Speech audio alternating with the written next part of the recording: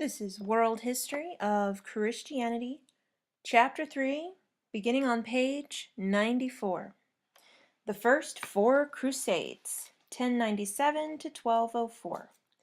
Before discussing the Crusades, it is necessary to turn once again to the topic of East-West relations in the years leading up to 1097.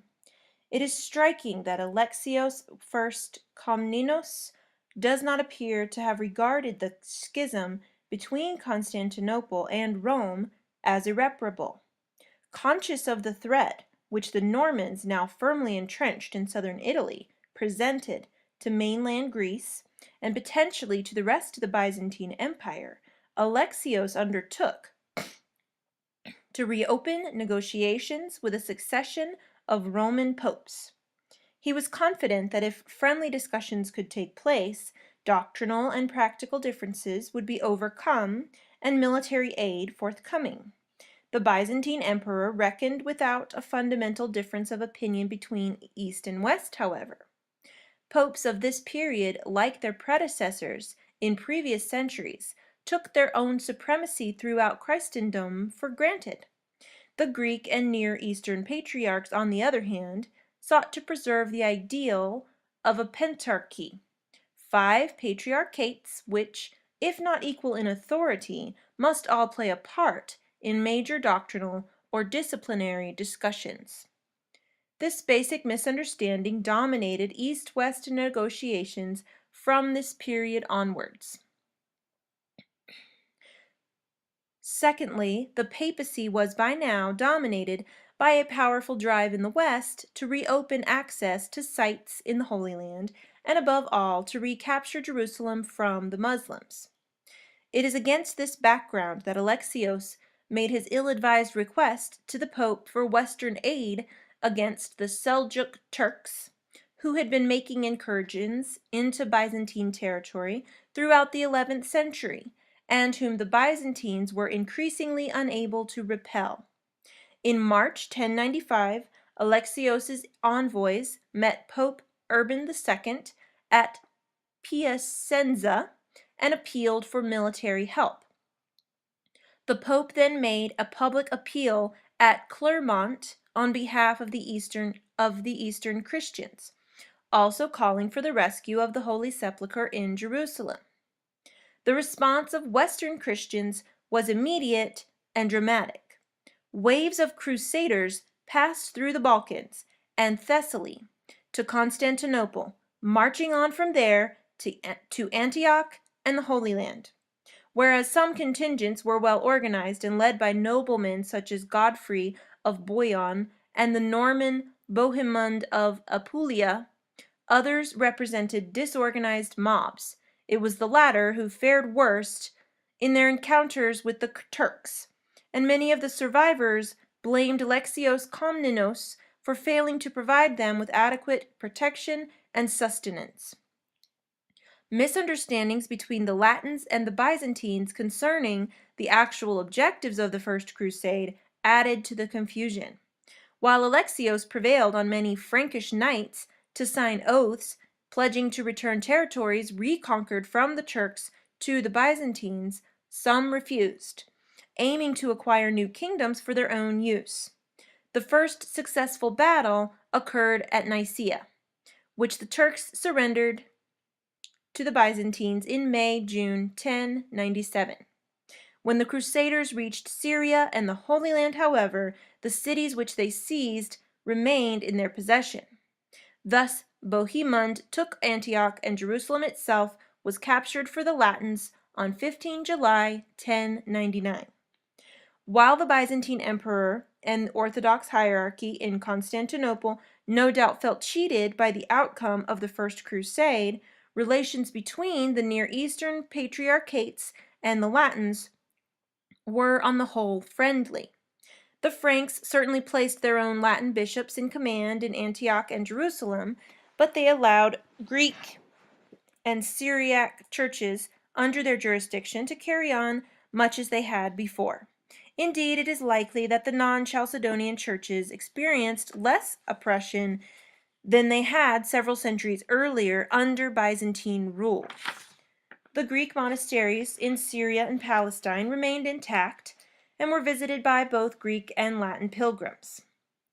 What is perhaps most important about the reconquest of the Holy Land by the Latins is the great increase in cultural and spiritual contact between East and West which it allowed. The Second, Third, and Fourth Crusades are all distinguished by increasing distrust and hostility between the Greeks and the Latins.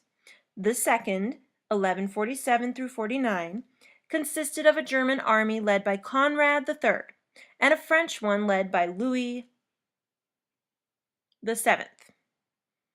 Conrad's forces clashed with the Byzantine army in Thrace in 1147, after which the Emperor Manuel I Komnenos agreed to transport them across the Bosporus.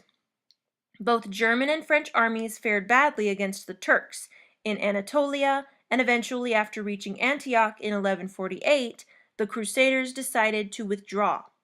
Later, in the 12th century, the Crusader states came under increasing pressure from Arab generals such as Nur al-Din and Saladin. After Saladin conquered most of the kingdom of Jerusalem in 1187, the Byzantine Emperor Isaac II tried to restore good terms with him by leading a large section of the army of the Third Crusade under the command of Frederick I Barbarossa into an ambush in Thrace. This action did nothing to improve relations between the Greeks and the Latins. After this, the French and English Crusaders failed to recapture Jerusalem, but did regain the fortress of Acre in 1191. Most disastrous of all was the Fourth Crusade, 1202 to 04, which was diverted into attacking Constantinople. This led to the capture and plundering of the city, and the brief establishment in it of a Latin empire. As the Latin kingdoms established by the Crusaders slowly crumbled in the East, in subsequent centuries, the failure of these Christian holy wars became evident. To some extent, the Crusades represented the beginning of the end of the Byzantine Empire. They actually weakened the latter while contributing to Greek distrust of the Latins and to the ultimate rise of Turkish power in Syria and Anatolia.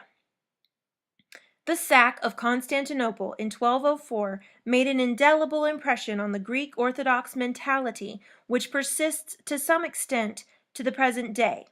Whereas before this date, the Western Church could be viewed with respect as primus inter pares, even if minor doctrinal and practical differences set it apart from the Greek Church, everything was now changed.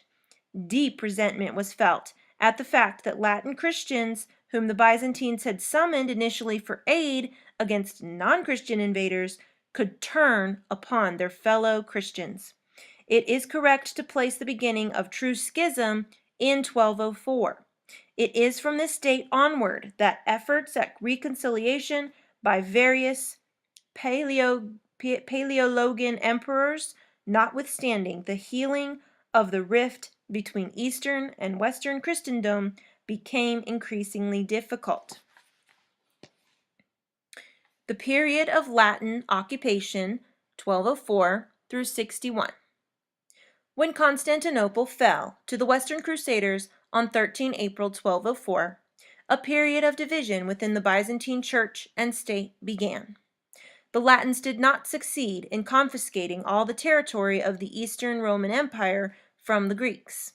3 small principalities, ruled by rival Byzantine emperors, remained in Western Greece, Epirus and somewhat later Thessalonica, Western Asia Minor, the Nicene Kingdom, and southeast coast of the Black Sea, the Kingdom of Trebizond. Rivalry between these separate kingdoms, each of which was ruled by a self-proclaimed Byzantine emperor, delayed the reconquest of Constantinople from the Latins long after their weakening position might have allowed this to take place. Instead of joining together to seize the former capital, the rival claimants to the throne vied with each other and with the rising Balkan kingdoms, Bulgaria and Serbia, which also had ambitions to rule, a revived Byzantine Empire from Constantinople. The remainder of the former Eastern Roman Empire was divided up by the Latins, however, and the churches were placed in the care of the Roman Pope. The result of this policy, outlined in a partition treaty agreed by the Crusaders before the fall of Constantinople, was that former Greek territories came to be ruled by various Western overlords. In Constantinople, Venice, as the dominant power, arranged for Baldwin of Flanders and of Hainault to be elected emperor. The majority of new clergy appointed to St. Sophia, including the Patriarch Thomas Morosini, were Venetians. Much of the rest of the Latin Empire, known as Romania, was parceled up between Franks and Venetians, the two most powerful groups among the Westerners.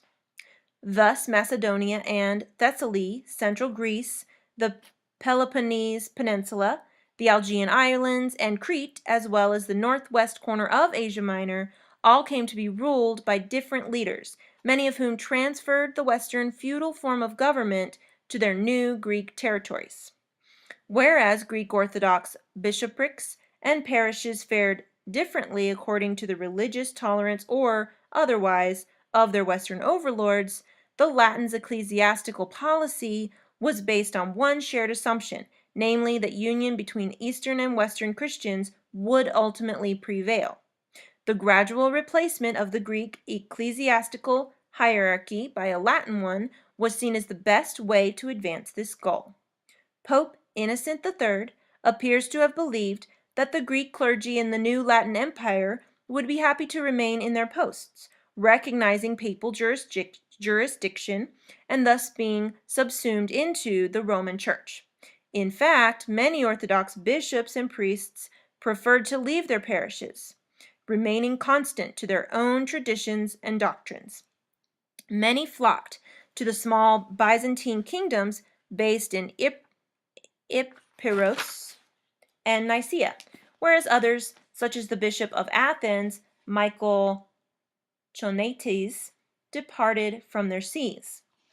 After the plundering of Constantinople in 1204, the Pope condemned the widespread appropriation of Greek property by the Latins. It is due to Innocent III's protests that an agreement was finally reached, whereby Latin clergy were granted 1/15 of all property in Romania outside Constantinople. This rule was also to apply to future conquests, and in addition, churches were required to pay the usual Western annual tithe. Monasteries and their property remained sacrosanct and were thus spared any looting by Western rulers or their subjects.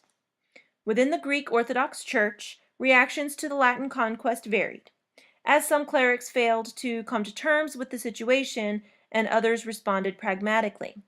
The exiled Greek Patriarch of Constantinople, John X Kamateros, refused to join Theodore Lasaris, son-in-law of the Emperor Alexios III, who had set up court in Nicaea and claimed to be the imperial successor to the dynasty of the Angeli. Fortunately for Theodore, the old patriarch died soon after in 1206, and the learned and pragmatic Michael IV Autorianos was chosen as his successor. This patriarch worked closely with the Lasarids and supported the Nicene imperial claims. In northern Greece, on the other hand, Theodore Angelos, 1215 through 30, dramatically increased his dominions after a series of impressive victories. He had himself crowned emperor in Thessalonica, but the threat of Epirus to the claims of the Lasarids came to end with the defeat of Theodore by the Bulgarians in 1230 and the subsequent decline of the kingdom. Theodore's successors, who ruled over separate parts of the kingdom which he had so quickly conquered, eventually acknowledged the imperial claims of Nicaea. The Nicene emperor who followed Theodore Lasaris, John III Ducas Vatatzes, 1222 through 54, laid the foundations with much skill and patience for the recapture of Constantinople from the Latins, gradually extending his sway northwards into the areas seized by the Bulgarians from the Epirotes.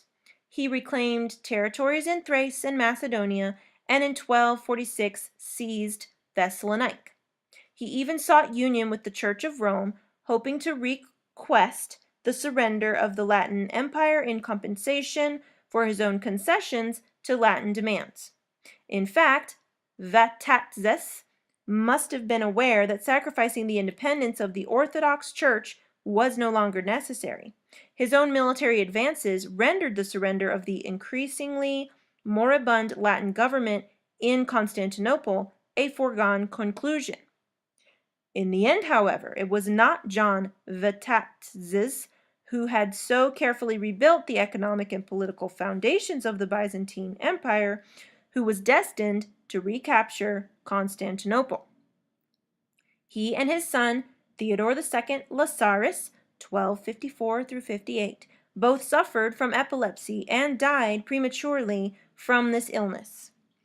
It was Michael VIII Paleologos, regent for Theodore's young son, John IV, who, with the help of the Genoese, stormed Constantinople in 1261 and promptly had himself crowned emperor. The legitimate emperor, John IV Lasaris, was blinded shortly afterwards, and Michael appointed his own son, Andronikos, as his heir. The Slavic churches in the last centuries of Byzantium. The ambition of the Bulgarian Tsar, John Asen, in the early 13th century to become ruler of Constantinople illustrates the danger posed to the Byzantines by the Slavic nations which had accepted Christianity in the late 9th and 10th centuries. There can be no doubt that conversion to Orthodoxy added impetus to various rulers' perceptions of themselves as potential emperors of an enlarged empire which would encompass not only Byzantine but also their own territories. Not only John Asen, but also his predecessor, the early 10th century monarch Simeon of Bulgaria, cherished this ambition. Conversion to Orthodox Christianity thus not only provided the emerging Slavic nations with a sense of national and religious unity, but also encouraged them to adopt imperialist ambitions. Simeon of Bulgaria conquered Serbia in the early 10th century, but after his death, the Serbian prince Kaslav was able to establish an independent state. In the mid-12th century, after a period of subservience to Byzantium following a defeat to the Emperor Manuel I, Serbia gained independence again under another strong leader, Stefan Nemanja. It was one of Nemanja's sons, Saint Sava, who obtained recognition of an autocephalous Serbian archbishopric from the Byzantine emperor and patriarch in exile at Nicaea in 1219. Medieval Serbia reached its height in the 14th century under Stefan Uros IV Dusan, 1331 through 55, who created an empire which dominated the Balkans throughout his reign. This empire represented a serious threat to the Byzantines, who were split by a civil war and unable to fight off his advances into regions as far south as Epirus, Thessaly, and Albania. Much Byzantine influence is visible in Serbian art and architecture during this period. The many churches and monasteries which survive reveal a rich assimilation and creative adaptation of Byzantine Orthodox iconography.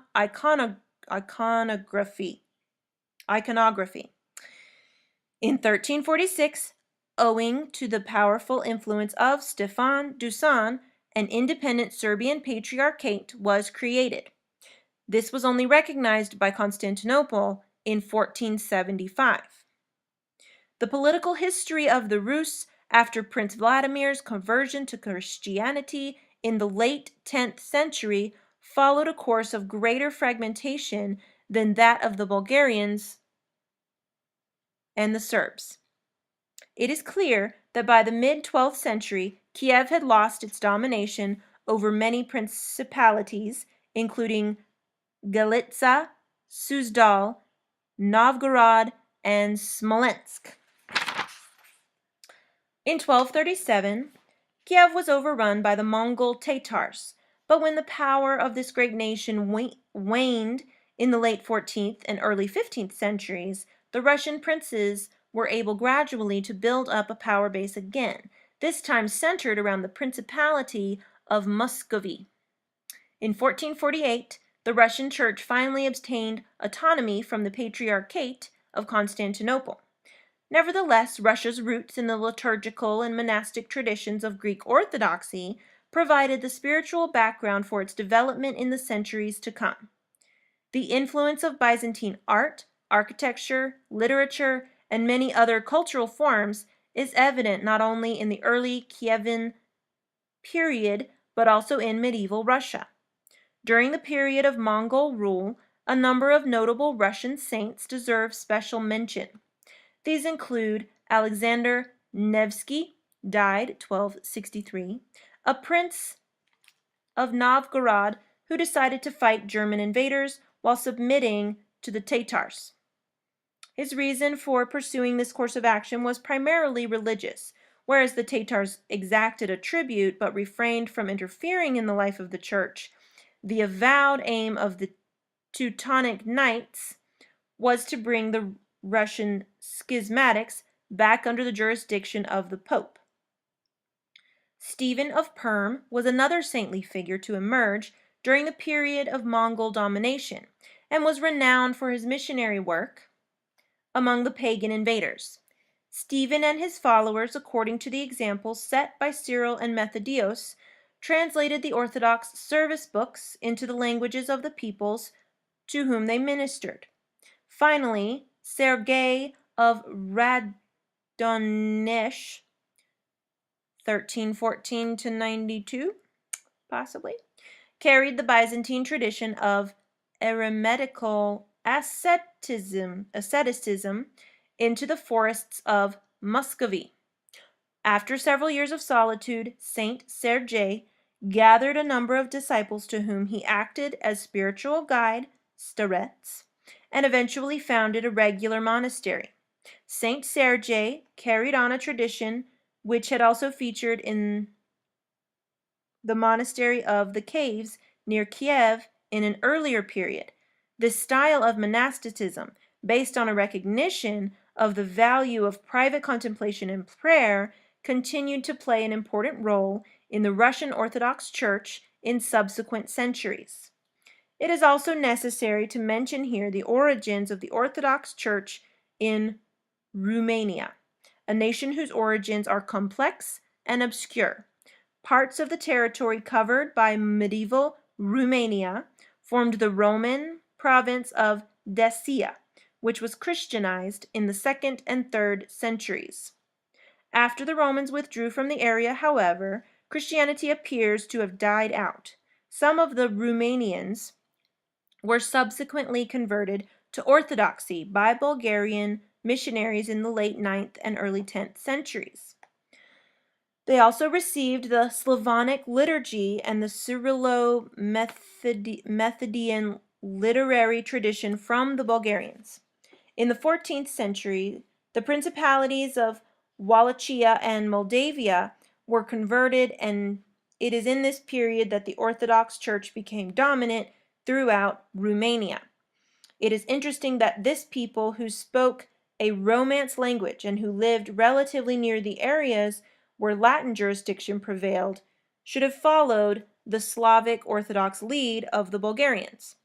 When Wallachia and Moldavia each gained a metropolitanate from the Patriarch of Constantinople in 1359 and 1401 respectively, they gained international status in the eyes of their East European neighbors and also a belated entry into the Byzantine Commonwealth. The Paleologan period, 1261 through 1453. The efforts of successive emperors in the Paleologan period to achieve union with the Church of Rome can only be understood in the light of the political and military background of the late Byzantine Empire. The period of Latin dominion left the empire in a very different state from the position which it had occupied at the end of the 12th century. Constantinople was vulnerable to attack on many sides and represented the capital of only a small section of what had once been the territories of the Eastern Roman Empire. Much of Greece was still under Frankish rule, while Epirus, together with Thessaly, although ruled by Greeks, refused to be reunited to the rest of the empire. The Bulgarians and Serbs dominated the northern Balkans, and in Asia Minor, the Turks represented a constant and menacing threat.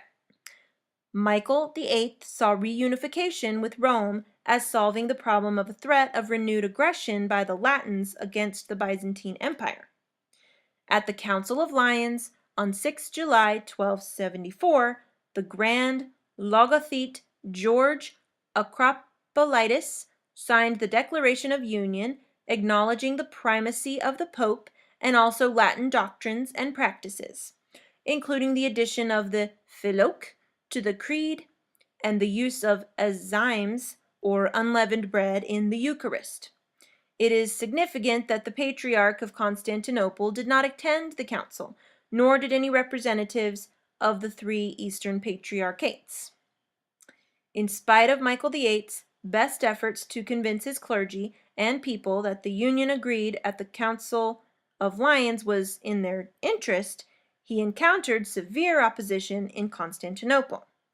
The incumbent patriarch, Joseph, was deposed by the synod for his anti-unionist stance, and he was replaced by the more accommodating John Bekos. Many influential figures, both secular and ecclesiastical, opposed the union on the grounds that it betrayed the sacred tradition of the Orthodox Church. As Michael's reign progressed, relations with Rome worsened, while at the same time he was forced to continue persecuting recalcitrant anti-unionists within the empire. When the emperor finally died in 1282, he appeared to have failed either to gain Roman approval or to reconcile his subjects to the union. John Bekos was dismissed, and Joseph declared patriarch for the second time only days after Michael VIII's death. That union with the Roman Church represented not only a political but also a doctrinal issue in the eyes of contemporary Greeks is made clear by the writings inspired by the events just described. After his deposition from the patriarchal throne, the pro-unionist John Bekos undertook to write treatises in his own defense. The main topic of doctrinal debate with the Latins as he saw it was the Filioque, or the procession of the Holy Spirit from the Father and the Son, according to the Latin Creed. John Bekos argued that the prepositions ex, out of, and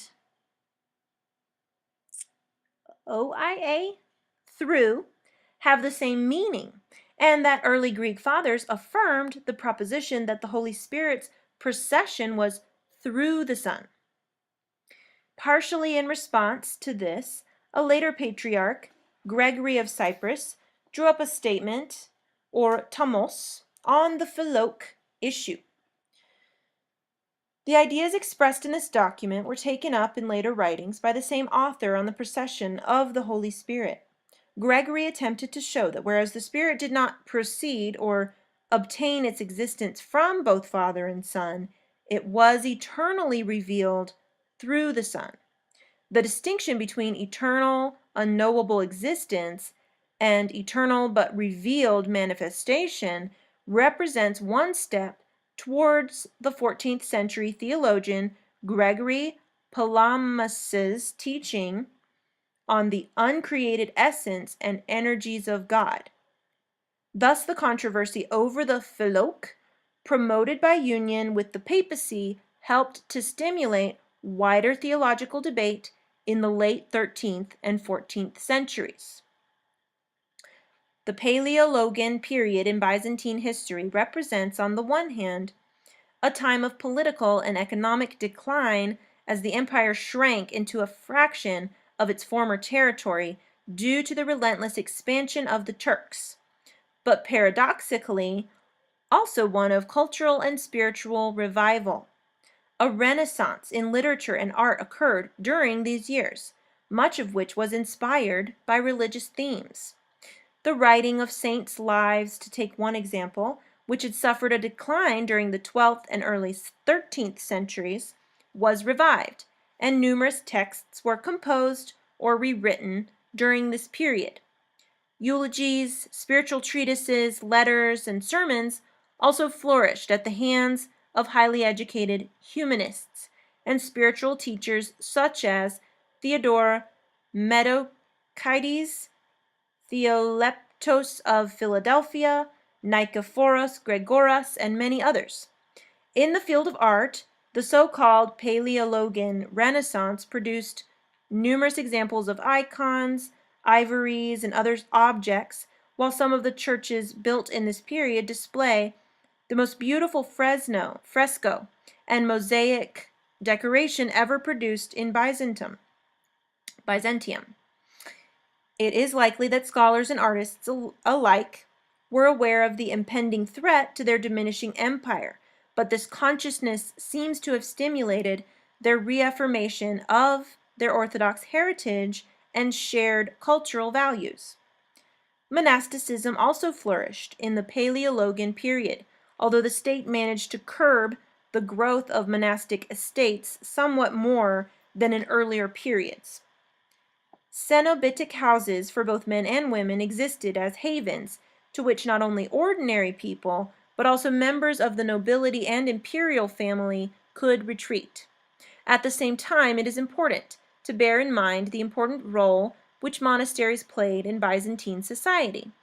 Many lay people received spiritual advice from monastic spiritual fathers or mothers. Monasteries provided homes for orphans, old people, and others in need, and many included hospitals or soup kitchens within their premises. The popularity of bequeathing money to monastic institutions continued in late Byzantine society as it had earlier. Not only were monasteries seen as safe and stable institutions, but they assured the commemoration of a family or individual forever. Within many monasteries, especially the foundations on Mount Athos in northern Greece, the practice of hesychia, literally solitude or solitary contemplation, was revived. This represented a fundamental part of the Byzantine ascetic and monastic tradition, and it was based on the belief that prayer has the power to transform an individual and to bring him closer to God. Indeed, the doctrine of theosis, deification, is central to Orthodox theology, teaching that through discipline and prayer, a holy person may actually be transfigured, i.e., returned to the state of perfection in which Adam was first created. In the 14th century, Gregory Palamas, a monk trained on Mount Athos, who eventually became Archbishop of Thessalonica, further defined the aim of contemplative prayer. Palamas argued that a distinction exists between the uncreated and unknowable essence of God and his energies which may actually be apprehended by mankind. Strict ascetic discipline and solitary prayer may lead to a vision of the uncreated light of God, exemplified by the light which shone around Christ at his transfiguration on Mount Tabor.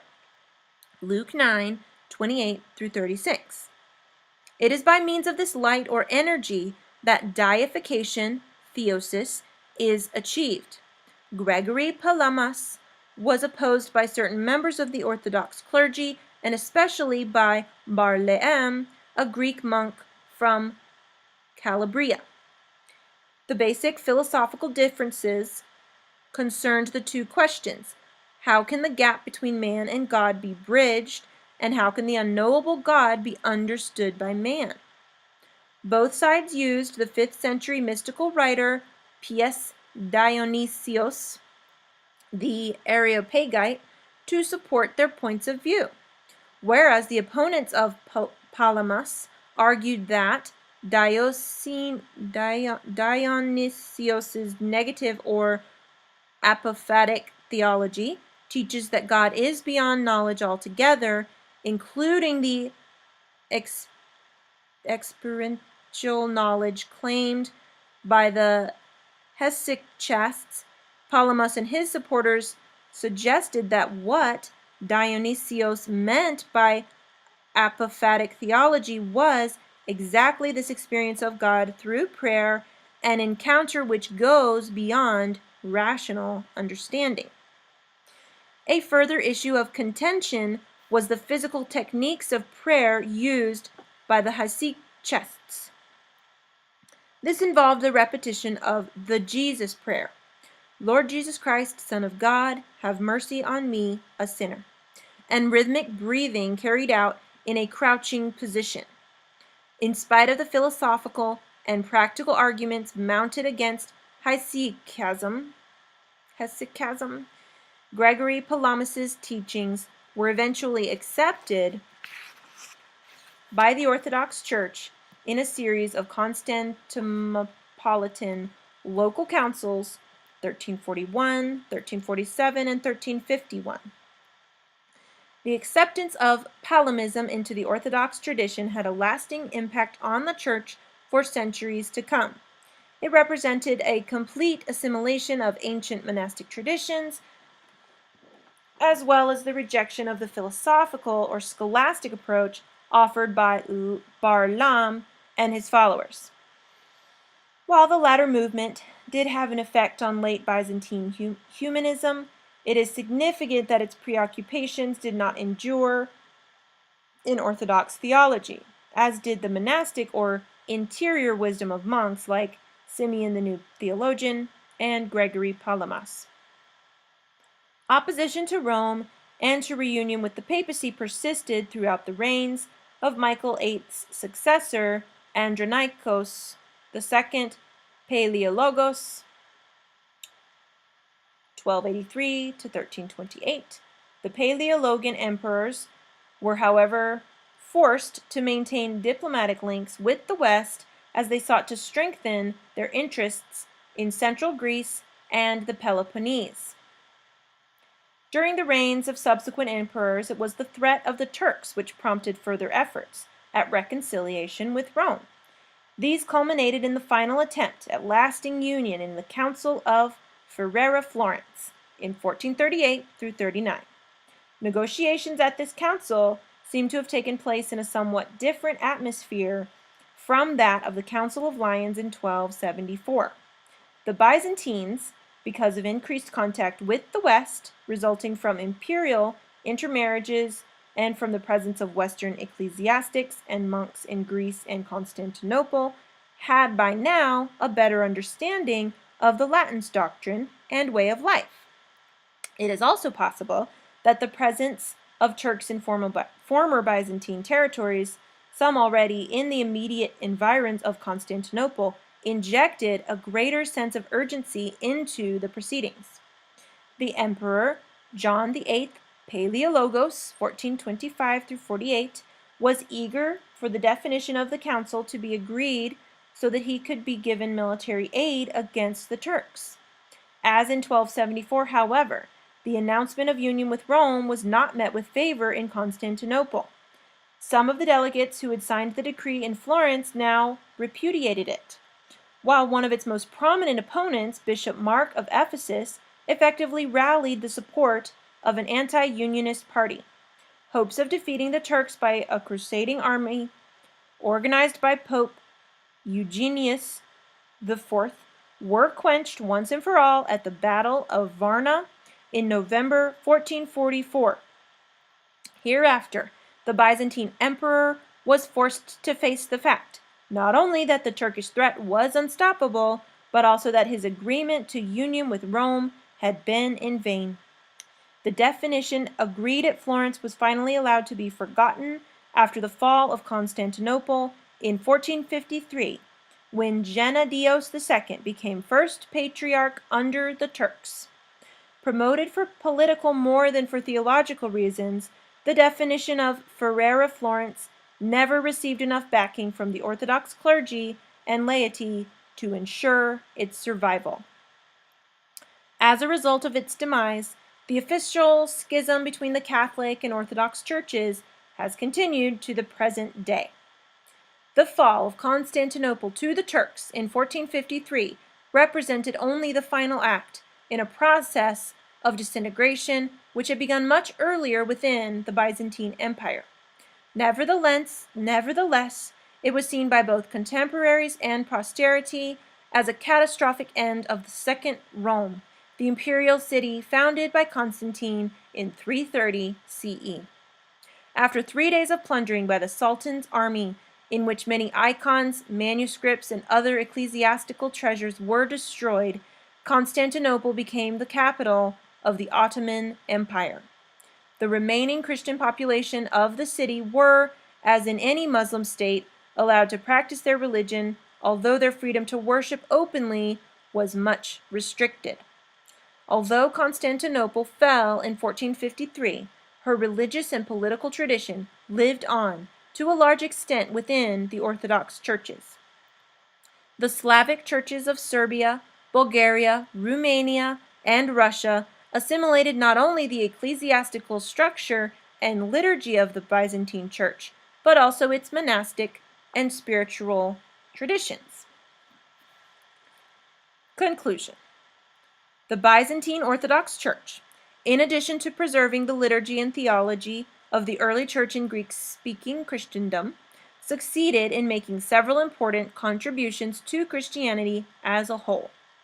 First, the gift of mystical theology, worked out in a long tradition of spiritual practice and writings from the 4th century onwards, is one of deep inner wisdom. Saints such as Simeon the New Theologian in the 11th century and Gregory Palamas in the 14th, instead of being condemned for their innovative teachings, were granted a place in the heart of Orthodox tradition. The concept of theosis, or deification, which was identified as the goal of spiritual endeavor in this life by earlier fathers, was further elaborated in the writings of Palamas, who distinguished between the essence of God, which remains unknowable to mankind, and his energies, which may be perceived and participated in by saints who have achieved complete union with God. While obviously only those committed completely to a life of spiritual training and prayer are likely to achieve this goal, the possibility is open to all Orthodox Christians, both lay and monastic. In 1782, a book called the Philokalia, or Love of Spiritual Beauty, was compiled by Saint Macarios of Corinth and Saint Nicodemus of the Holy Mountain, or Mount Athos. This represents a unique collection of spiritual texts from the 4th through the 15th centuries, dealing with the hesychastic or solitary life, asceticism, prayer, and mystical union. Widely read by both monastic and lay faithful, the book was quickly translated into Slavonic by a Ukrainian monk, Saint Pasy Velikovsky. It became very influential in 19th century Russia, helping to shape the development of monasticism and mystical theology there as well as in other Orthodox nations. A second legacy of Byzantine Christianity is the fully developed liturgy, which is still celebrated in Orthodox churches today.